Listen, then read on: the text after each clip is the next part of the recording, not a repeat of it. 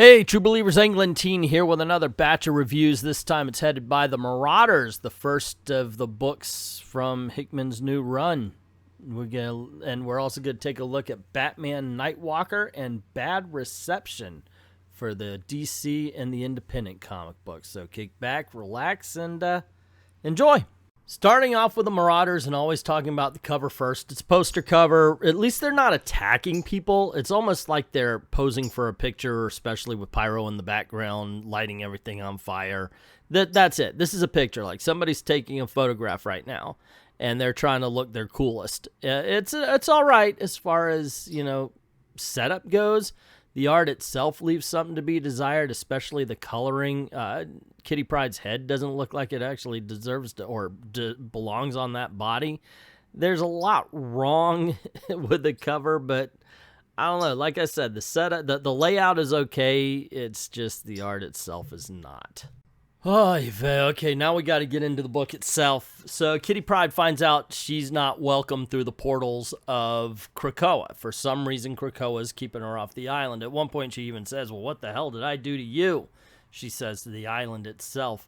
So she sails to Krakoa, and then it's decided that she should become a pirate. I'm not freaking kidding you. She should become a pirate so she could protect the black market drugs that they're selling.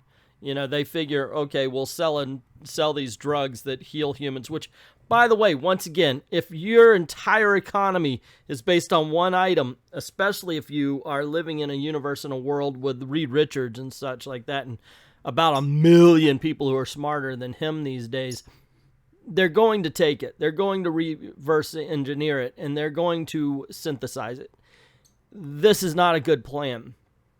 But to add on to not a good plan, they decide that they need to control the black market prices as well. So Kitty Pryde's going to be a pirate. Not only, of course, dealing with the drugs and black market, but if the doorways are blocked, then she will take mutants to Krakoa.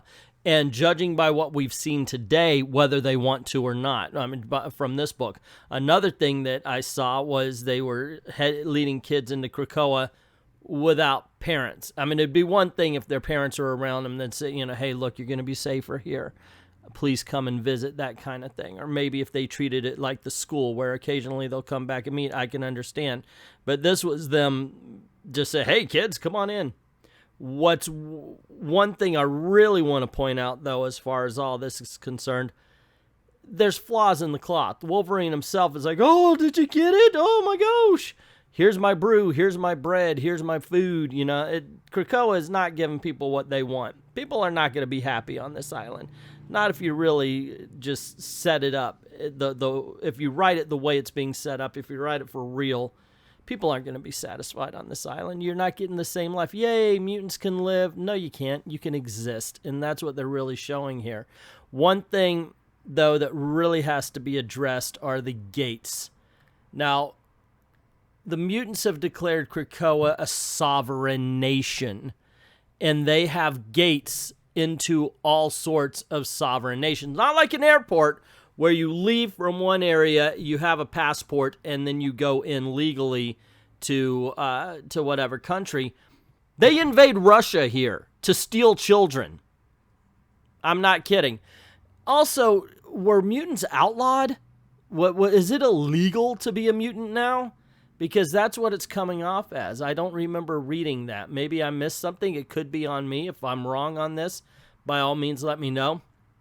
But in this book, literally, they go to Russia and they fight soldiers and representatives of the Russian government because they're blocking a gate that shouldn't be there in the first place. So it's, Hillary Clinton's going to say, oh, Englentine's a Russian asset. Point being, though, is that they are the bad guys, and they have been since issue 1 of House of X.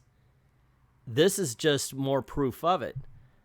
This is actually better than anything I read in House of X or Powers of X, though. So take that how you will. Next up, we're going to Independent Town, where we read Bad Reception. Look at the cover, though. It's a really cool cover. I love the over the TNI, you get the bars, the bloody wedding cake on top of a bunch of cell phones with the alien arm cutting the cake and everything. It really is indicative of what I hoped was in this book. And yes, you heard me right. I did not say hope. I said hoped, as in what I wanted and what I was expecting wasn't actually in the book itself. As a matter of fact, this is such a snooze fest. Oh, my Lord in heaven. I guess it's a horror book, but what happens here is after we get basically the writer talking to himself, like this is the dream conversation where you're talking to somebody and they answer exactly how you want them to, so you could volley right off of it with a clever quip or fact that you pulled up, or a fact that works for your argument. And there's no argument because, let's face it, you are basically arguing with yourself. That's the entire, first 1, 2, 3, 4, 5 pages? There's 5 freaking pages of this. I'm not freaking kidding, and you were going through all of them while I'm talking right here.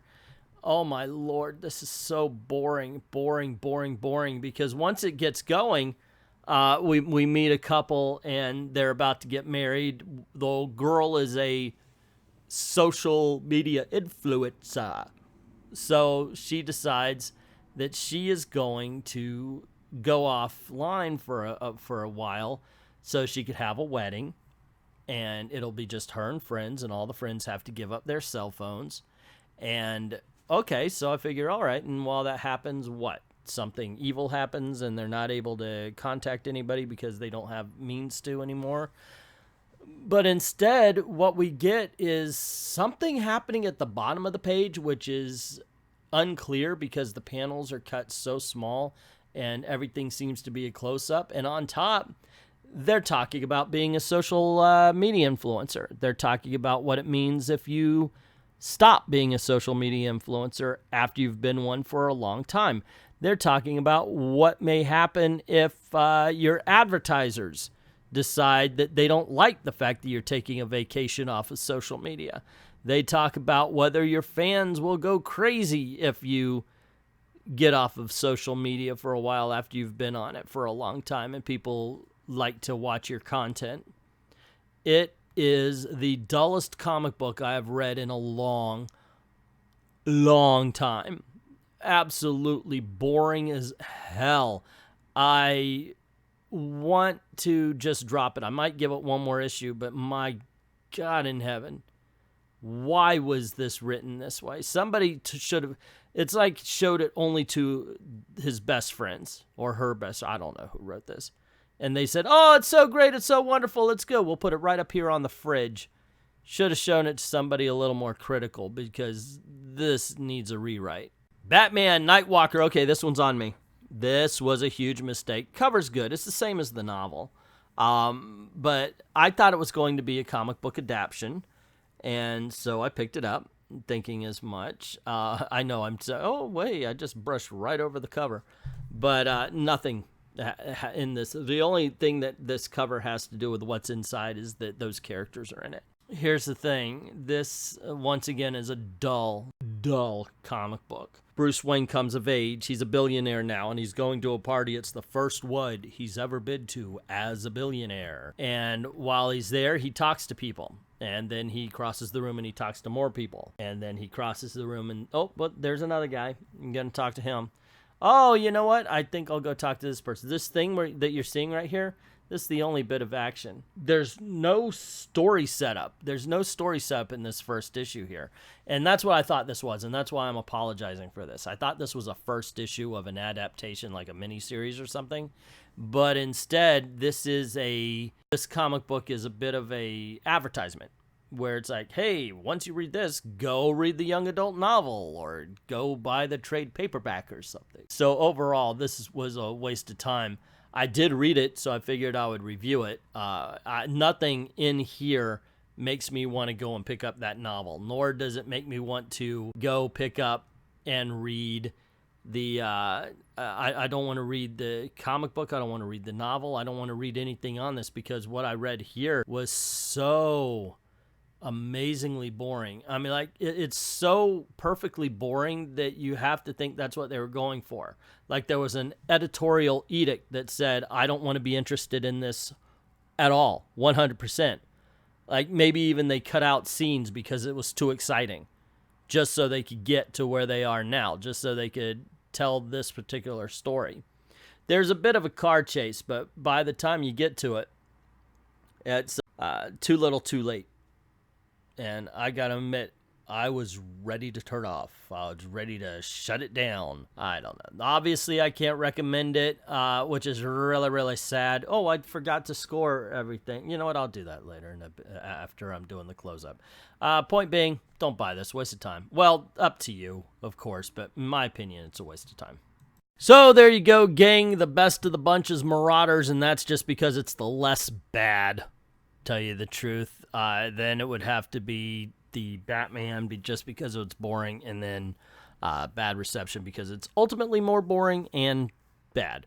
So anyway, I guess I would go a 5 for Marauders and 3 for the Batman thing, but the bad reception gets a solid 2. It was awful. It was horrible. Anyway, what did you think? Did you read these books? Let me know in the comments below. Don't forget to click like, share, subscribe, and ring that notification bell, making sure that your notifications are set on all. If you'd like to help out the channel, go on over to Patreon or to Ko-Fi. Drop $1 in the tip jar, and if you want to commission your own video, go on over to Ko-Fi. Links in the description below, and just pick a topic, pick a subject, and we'll get the video out to you ASAP. I'd like to thank everybody who's already done that. To everyone, all of the true believers, thank you very, very much for watching.